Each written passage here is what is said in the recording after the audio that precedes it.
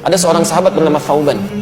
Ini Masya Allah, Thauban ini rajin sholat berjamaah Pak. Sahabat Nabi, sangat soleh, rajin ibadahnya, dan tidak pernah meninggalkan ibadah di masjid. Dan posisinya selalu pojok kanan.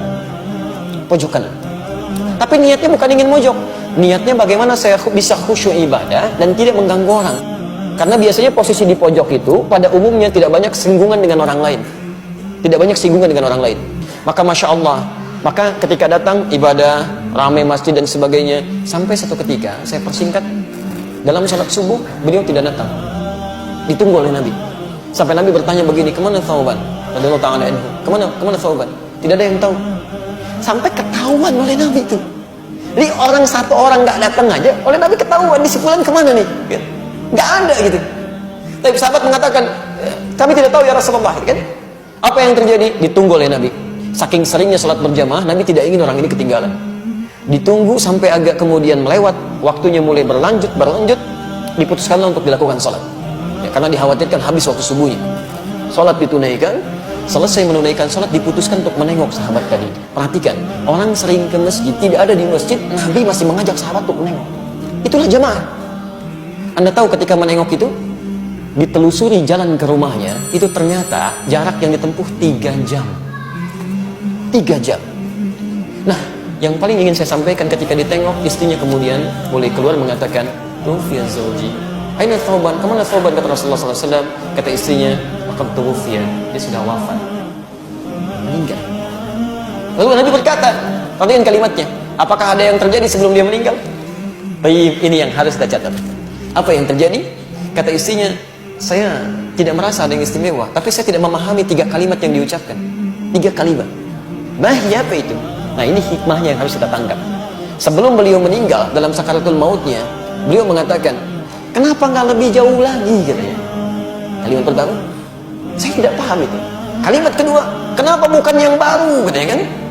Kenapa bukan yang baru? Dan kalimat ketiga, kenapa tidak semuanya aja? Tapi Rasulullah SAW tersenyum, lantas menyampaikan, turun berita dari langit menyampaikan. Teman-teman sekalian, ketika Thauban mengatakan kenapa tidak lebih jauh lagi, kita mesti pahami, sebelum seseorang meninggal dunia dalam sakaratul mautnya, itu akan ditampakkan keadaan amalnya. Ketika beliau berangkat ke masjid itu ditampakkan pahala-pahala kebaikannya, maka dia katakan, ya Allah, kenapa nggak lebih jauh lagi masjidnya? Sehingga ketika saya jalan itu mendapatkan lebih daripada itu. Bukankah langkah pertamanya mengangkat derajat di sisi Allah? Langkah keduanya menggugurkan dosa yang dibawa? Masjidnya tempatnya 25 lebih bagus daripada tempat biasa. Yang satu keduanya 500 tahun, dua ketiganya 500 tahun, tiga keempatnya 500 tahun. Kata sahabat Thauban, ya Allah, kenapa nggak lebih jauh lagi? Yang kedua, ternyata ketika musim dingin beliau berjalan, beliau menggunakan pakaian double. Yang paling dalam itu pakaian barunya, yang luar pakaian lamanya. Di jalan bertemu dengan seorang kedinginan, maka dilepaskanlah pakaian yang luar yang lamanya, dipakaikan pada orang tadi supaya tidak kedinginan. Ketika ditampakkan pahalanya, beliau berkata, ya Allah, kenapa bukan yang baru yang dulu saya pernah berikan? Kenapa bukan yang baru? Allahu Akbar. Dan terakhir mengatakan, kenapa bukan semuanya? Karena beliau terbiasa bersedekah pada orang, memberikan kebaikan-kebaikan, kadang-kadang berbagi dengan orang lain. Ketika ditampakkan pahalanya, Allah, kenapa nggak semuanya aja dulu saya kerjakan? Ada penyesalan dalam jiwanya. Anda bayangkan seorang sahabat mulia saja masih menyesal dengan amalnya, maka bagaimana dengan orang-orang yang belum sempurna kebaikan-kebaikannya seperti itu?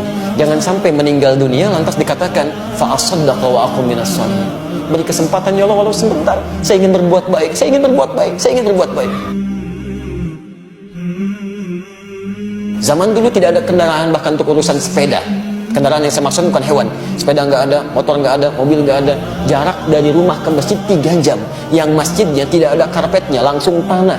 Yang tiang-tiangnya pelepah kurma, yang atapnya dari daun-daun kurma. Masih mau ke masjid dengan jalan kaki. Sahabat mulia, luar biasa, dekat dengan Allah, ke surganya begitu dekat. Jarak rumah ke masjid jauh dengan masjid seadanya, masih mau ke masjid menempuh langkah 3 jam. Dan masih ditengok oleh sahabat. Anda bukan sahabat Nabi, tetangga Nabi juga bukan. Masya Allah, surga belum jelas sampai hari ini. Kan hisab masih menegangkan, amalan berantakan, kurang apa lagi?